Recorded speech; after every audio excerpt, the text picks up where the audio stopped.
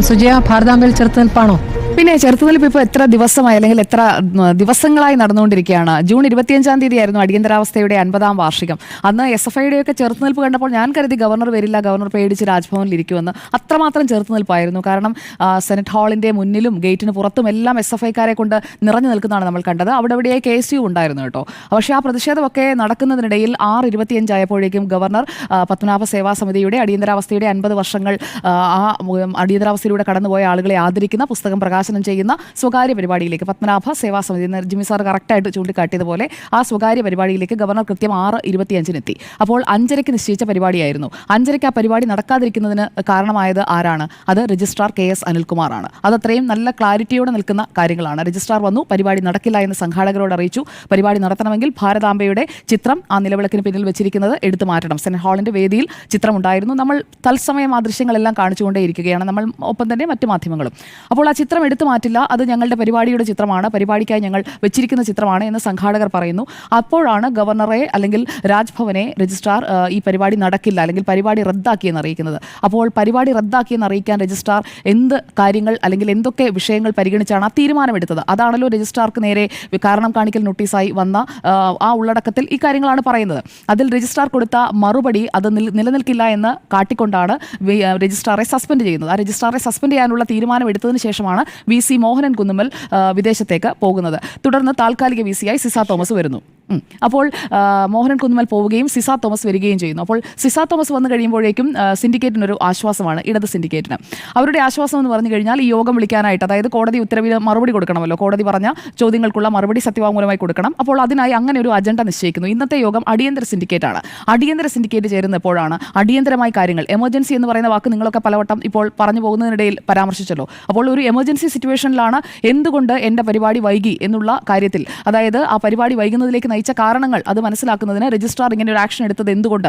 അക്കാര്യത്തിൽ ഗവർണർ, അതായത് ചാൻസലറായ ഗവർണർ ആവശ്യപ്പെട്ടത് കൊണ്ടാണല്ലോ രജിസ്ട്രാറോട് VCക്ക് കാരണം എന്താണ് എന്ന് ചോദിക്കേണ്ടി വന്നതും അതിന് മറുപടി കൊടുക്കേണ്ടി വന്നതും. അപ്പോൾ ചാൻസലർക്കാണ് ഏത് സർവകലാശാല എടുത്തു കഴിഞ്ഞാലും ചാൻസലർ തന്നെയാണ് നമ്പർ 1. അത് ഏത് ചട്ടം എടുത്ത് നോക്കിക്കഴിഞ്ഞാലും ഉപവകുപ്പുകളിലേക്കൊന്നും പോകേണ്ട, ആദ്യം തന്നെ അത് എഴുതി വെച്ചിട്ടുണ്ട്.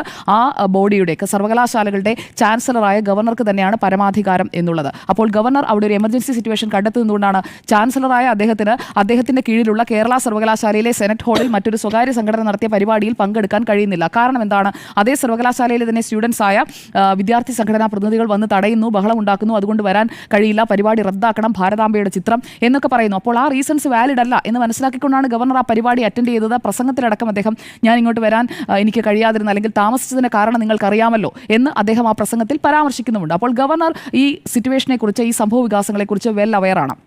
ഞാൻ മനസ്സിലാക്കുന്ന രാജ്ഭവനിലിരുന്ന് അദ്ദേഹം ദൃശ്യമാധ്യമത്തിലൂടെ, ടെലിവിഷനിലൂടെ ഈ ദൃശ്യങ്ങൾ മുഴുവൻ കാണുകയും ചെയ്തു. അതിനുശേഷമാണ് അദ്ദേഹം ഇങ്ങോട്ടേക്ക് വരാൻ തീരുമാനിച്ചതും വന്നു, പരിപാടിയിൽ പങ്കെടുത്തു, പറയാനുള്ള കാര്യങ്ങൾ പറഞ്ഞു. ഇനിയിപ്പോൾ നമുക്ക് ഹൈക്കോടതിയിലേക്ക് വരാം. ജൂലൈ 4-ാം തീയതി കഴിഞ്ഞ ദിവസം ഹൈക്കോടതിയിൽ രജിസ്ട്രാറുടെ ഹർജിയാണ് വരുന്നത്. സർവകലാശാലയുടെ അല്ല, രജിസ്ട്രാറുടെ ഹർജി. എന്തിനാണ്? സസ്പെൻഷനിലായ രജിസ്ട്രാർ തന്റെ സസ്പെൻഷൻ ഉത്തരവ് റദ്ദാക്കണമെന്ന് ആവശ്യപ്പെട്ടുകൊണ്ടാണ് ഹൈക്കോടതിയെ സമീപിക്കുന്നത്. ഹൈക്കോടതിയിലേക്ക് വരുമ്പോൾ കോടതി ചോദിച്ച ചോദ്യങ്ങളിൽ ഏറ്റവും പ്രധാനപ്പെട്ടത് എന്താണ്? ഇവർ വാദിച്ചുകൊണ്ടിരിക്കുന്ന കാര്യത്തെ നള്ളിഫൈ ചെയ്യുന്ന ചോദ്യമാണ്. ഭാരതാംബ എങ്ങനെ മതചിഹ്നമാകും? അതിന് കൃത്യമായ ഒരു മറുപടി കൊടുക്കാൻ കഴിഞ്ഞിട്ടില്ല എന്നതാണ് വസ്തുത. VCയുടെ ഉത്തരവ് അതുകൊണ്ടാണ് സ്റ്റേ ചെയ്യാതിരുന്നത്. അല്ലെങ്കിൽ സസ്പെൻഷൻ ഉത്തരവ് അപ്പോൾ തന്നെ ഹൈക്കോടതിക്ക് സ്റ്റേ ചെയ്യാമായിരുന്നു. സത്യവാങ്മൂലം, വിശദീകരണം ഇതൊക്കെ ആവശ്യപ്പെട്ടതിന് ശേഷം നാളെ കോടതി ഇക്കാര്യം പരിഗണിക്കാൻ ഇരിക്കുകയാണ്. രജിസ്ട്രാറുടെ ഹർജിയാണ് പരിഗണിക്കുന്നത്. ഇക്കാര്യത്തിൽ സർക്കാർ കക്ഷി ചേരണം അല്ലെങ്കിൽ സർക്കാർ കൂടി ഭാഗമാകണം എന്ന ഒരു ആവശ്യം ഉയർന്നിരുന്നു. മാത്രമല്ല ഇന്ന് ഇപ്പോൾ ഈ അടിയന്തര യോഗം വിളിപ്പിച്ച ഇടത് സിൻഡിക്കേറ്റിന് ഈ കഴിഞ്ഞ ദിവസങ്ങളിൽ കോടതിയിലേക്ക് പോകുന്നതിന് പകരം ഇതുപോലെ യോഗം ചേർന്ന് ഞങ്ങൾക്കാണ് അധികാരം, ഞങ്ങൾക്കാണ് രജിസ്ട്രാറെ പുറത്താക്കാനും നിയമിക്കാനുള്ള അധികാരം എന്ന വാദം അപ്പോഴും ഉണ്ടല്ലോ. അതിപ്പോൾ പൊട്ടിമുളച്ച വാദമൊന്നുമല്ലല്ലോ ഈ പറയുന്ന ക്ലോസസ് ഒന്നും. അപ്പോൾ നേരത്തെ തന്നെ ഇതുപോലെ തിരിച്ചെടുക്കാമായിരുന്നല്ലോ, എന്തുകൊണ്ട് അത് ചെയ്തില്ല? കോടതിയിൽ നിന്ന് 4-ാം തീയതി ഈ ചോദ്യം വന്നതിന് ശേഷം ഇന്ന് 6-ാം തീയതി ഞായറാഴ്ച അടിയന്തര സിൻഡിക്കേറ്റ് ചേർന്നിട്ട് തിരിച്ചെടുക്കുന്ന 4:30 വന്ന് ജോയിൻ ചെയ്യാൻ അതിന്റെ പിന്നിലെ യുക്തി എന്ന് പറയുന്നത് രാഷ്ട്രീയ യുക്തി തന്നെയാണ്. അതായത് കോടതിയിൽ പോയി തോൽക്കും, അതിനു മുൻപ് കുറച്ച് മണിക്കൂറുകളെങ്കിലും ഞങ്ങൾ തിരിച്ചെടുപ്പിച്ചല്ലോ എന്ന് മേനി നടിക്കാൻ വേണ്ടിയാണ് ഇന്നത്തെ ഈ അടിയന്തര യോഗത്തിൽ ഈ നീക്കങ്ങളൊക്കെ നടത്തിയത് എന്നുള്ളത് വ്യക്തമാണ്. കോടതിയിലേക്ക് നാളെ വരുമ്പോൾ കോടതിയുടെ നിരീക്ഷണമായി, അതായത് കഴിഞ്ഞ ദിവസം 4-ാം തീയതി പരിഗണിച്ചപ്പോൾ കോടതി നിരീക്ഷണമായി പറഞ്ഞ ഒരു വാചകമുണ്ട്. വൈസ് ചാൻസലർക്ക് രജിസ്ട്രാറെ സസ്പെൻഡ് ചെയ്യാൻ അധികാരമുണ്ട്. കോടതിയുടെ നിരീക്ഷണമാണ്, എന്റെയല്ല. അപ്പോൾ കോടതിക്ക് ഇക്കാര്യത്തിൽ നിയമവശങ്ങൾ പരിശോധിച്ചായിരിക്കുമല്ലോ കോടതി നിരീക്ഷണങ്ങൾ നടത്തുക.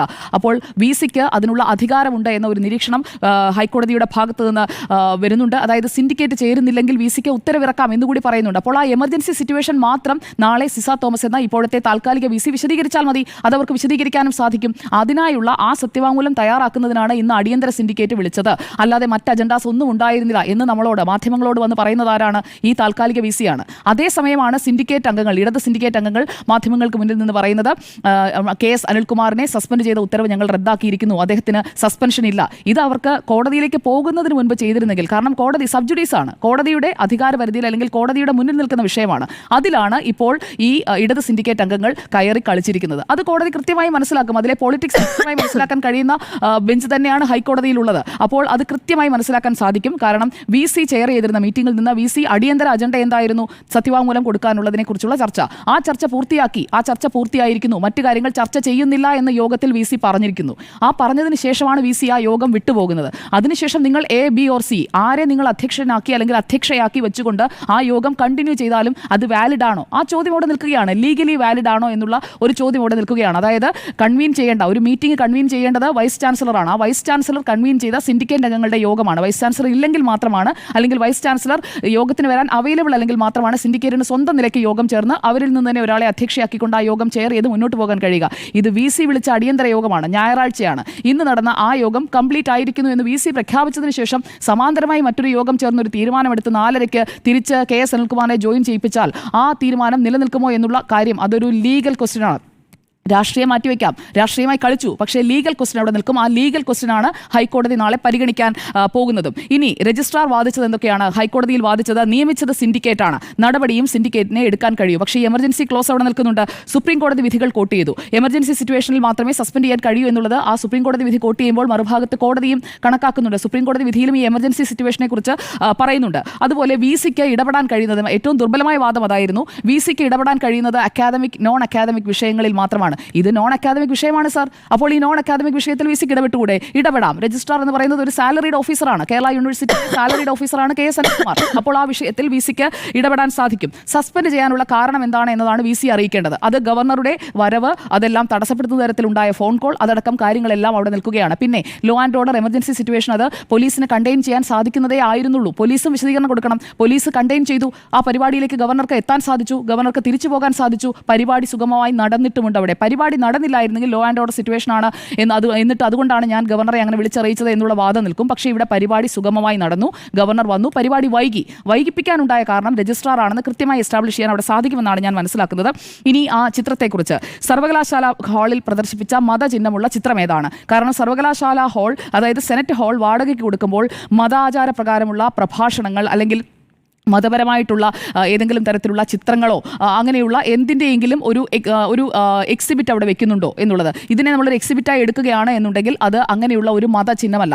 പിന്നെ ഇവിടെ രജിസ്ട്രാർ പറഞ്ഞ വിചിത്രമായ ന്യായം, സെക്യൂരിറ്റി ഓഫീസറാണ് ഇക്കാര്യം തന്നെ അറിയിച്ചത്. സെക്യൂരിറ്റി ഓഫീസർക്ക് ഈ ചിത്രം കണ്ടപ്പോൾ ഒരു ഹിന്ദു ദേവതയാണെന്ന് തോന്നി. ആരുടെയെങ്കിലും തോന്നലും കൊണ്ട് കോടതിയിൽ ചെന്നാൽ കോടതി അതെടുത്ത് ചുരുട്ടി മടക്കി അങ്ങ് കളയും. തോന്നലല്ല, കൃത്യമായിട്ട് അത് എന്താണ് എന്ന് എസ്റ്റാബ്ലിഷ് ചെയ്യാൻ സാധിക്കണം. അത് സാധിച്ചിട്ടില്ല.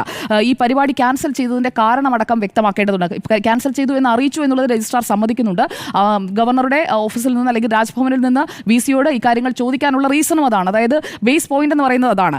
ഈ ഭാരതാംബ എങ്ങനെ മതചിഹ്നമാകും എന്നുള്ളത് തിരിച്ചും മറിച്ചും ഗുണിച്ചും ഹരിച്ചും ഒക്കെ നോക്കിയാലും വിശദീകരിക്കാൻ കഴിയില്ല എന്നുള്ളതൊരു വസ്തുതയാണ്. ഭാരതാംബ ഒരു മതത്തിൻ്റെയും ചിഹ്നമല്ല. ഒരു രാഷ്ട്രത്തിൻ്റെ പ്രതീകമായി അല്ലെങ്കിൽ നമ്മുടെ മാതൃഭൂമിയുടെ പ്രതീകമായി അങ്ങനെയൊക്കെ കാണുന്ന ഭാരതാംബയെ, RSS-ന്റെ കൊടി പിടിച്ച ഭാരതാംബ, RSS എന്ന് കേട്ടാൽ നമ്മൾ അപ്പോഴേ കലി തുള്ളണം എന്നൊക്കെ ചിന്തയുള്ള ഒരുപാട് പേർ കേരളത്തിലുണ്ടാകും. അങ്ങനെയുള്ള കലിയൊക്കെ അവിടെ ഇരിക്കത്തേ ഉള്ളൂ. ആ ചിഹ്നം ഒരു സ്വകാര്യ സംഘടനയായ പത്മനാഭ സേവാ സമിതിക്ക് അവിടെ വെക്കണം. ഞങ്ങളുടെ പരിപാടിയിൽ അടിയന്തരാവസ്ഥയുടെ 50 വർഷങ്ങൾ ആചരിക്കുന്ന പരിപാടിയിൽ അടിയന്തരാവസ്ഥ കാലത്ത് പൊരുതിയ RSS-ന്റെ കൊടിയുള്ള ഒരു ചിത്രം ഇരിക്കുന്നതിൽ ഞങ്ങൾക്ക് ബുദ്ധിമുട്ടില്ല, ആ പരിപാടിയുടെ സംഘാടകർക്ക് ബുദ്ധിമുട്ടില്ല. അതുകൊണ്ടാണ് അവർ ആ പടം കൊണ്ടുവച്ചത്. അല്ലാതെ ഗവർണർ ആ പടവുമായി രാജ്ഭവനിൽ നിന്ന് പുറപ്പെട്ട് വരികയാണ്, അദ്ദേഹത്തിന്റെ കാറിൽ ആ പടമൊക്കെ വെച്ച് ഇങ്ങനെ കൊണ്ടുവരികയാണ് എന്നുണ്ടെങ്കിൽ ഗവർണർ മനഃപൂർവ്വം പ്രശ്നമുണ്ടാക്കി ഈ ചിത്രം അവിടെ വെച്ച് പ്രകോപിപ്പിച്ചു എന്നൊക്കെയുള്ള വാദങ്ങളൊക്കെ വാദത്തിന് വേണ്ടിയെങ്കിലും പറയാം. പക്ഷേ ഇവിടെ അത് ഉണ്ടായിട്ടില്ല എന്നതാണ്. മാത്രമല്ല കോടതി ചോദിച്ച മറ്റൊരു കാര്യം, ആ ചിത്രം വെച്ചതുകൊണ്ട് കേരളത്തിൽ എന്ത് ക്രമസമാധാന പ്രശ്നമാണ് ഉണ്ടാക്കിയത് എന്നതാണ്. അതിനുള്ള രജിസ്ട്രാറുടെ അഭിഭാഷകന്റെ മറുപടി എന്ന് പറയുന്നത് SFIയും ABVPയും തമ്മിൽ ക്ലാഷ് ഉണ്ടായി. ഇവിടെ നാട്ടിൽ എന്താ SFI ABVPയും തമ്മിൽ ഒരു വിഷയത്തിന് ക്ലാഷ് ഉണ്ടാവാതിരിക്കുക? പക്ഷേ മനപ്പുറം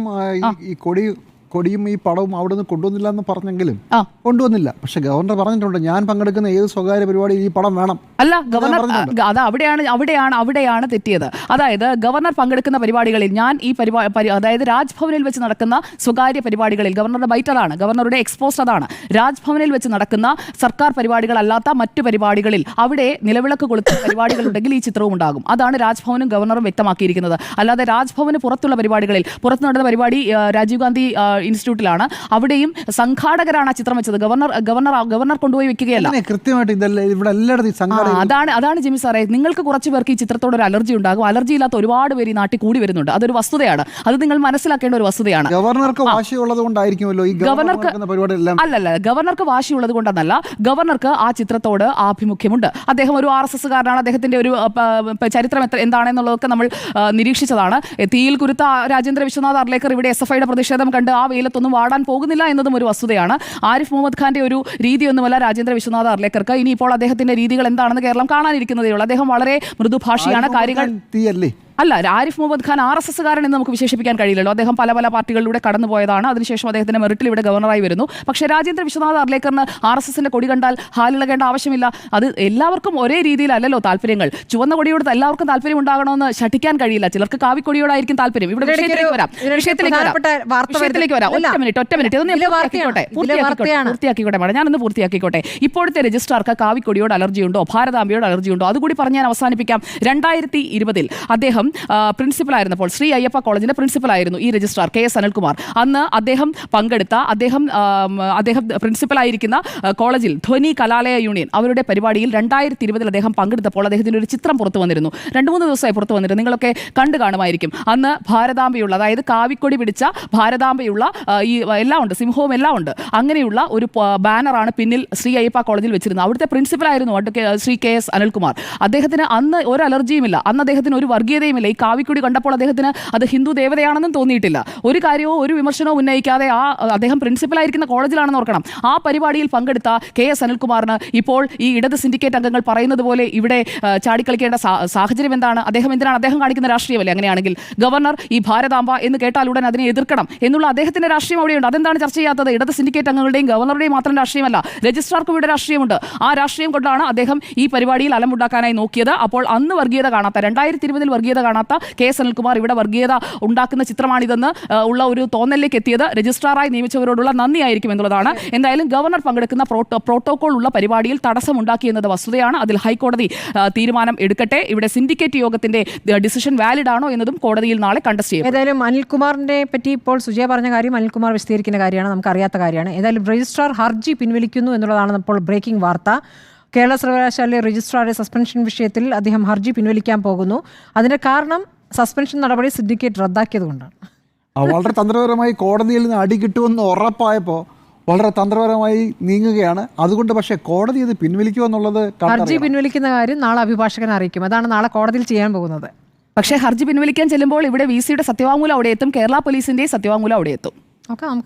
നമുക്ക് നോക്കാം. എന്തായാലും കാര്യങ്ങൾ വളരെ രസകരമായി പോവുകയാണ്. എൻ്റെ ടേക്ക് ഇപ്പോഴും ഒരു കേരള യൂണിവേഴ്സിറ്റിയാണ്. ആ യൂണിവേഴ്സിറ്റിയിലെ കാര്യങ്ങൾ വേറെയാണ്. മര്യാദയ്ക്ക് പരീക്ഷ നടത്തി സിലബസ് പരിഷ്കരിച്ച് കാര്യങ്ങൾ നടത്തുന്നതിന് പകരം ഇനി ഈ യുദ്ധം എത്ര കാലം മുന്നോട്ട് പോകും?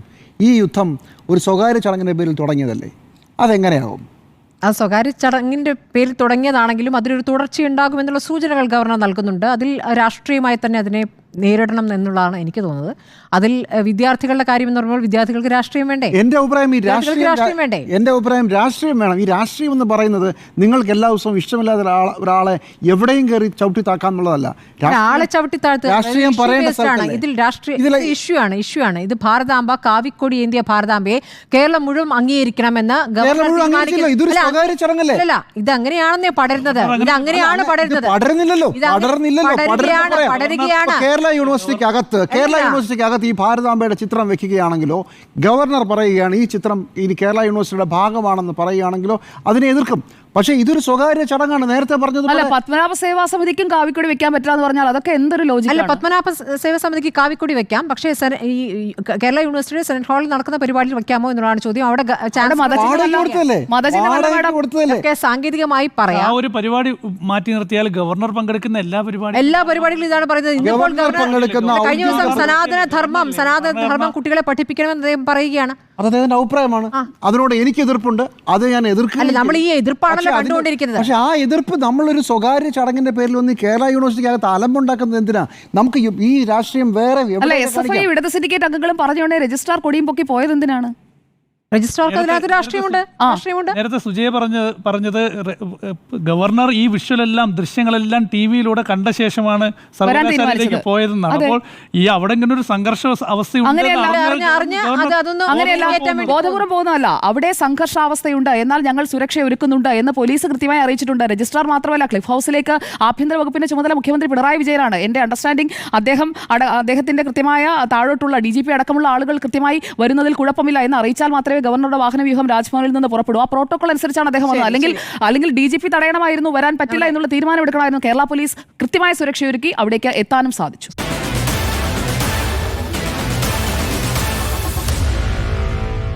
Meet the editors.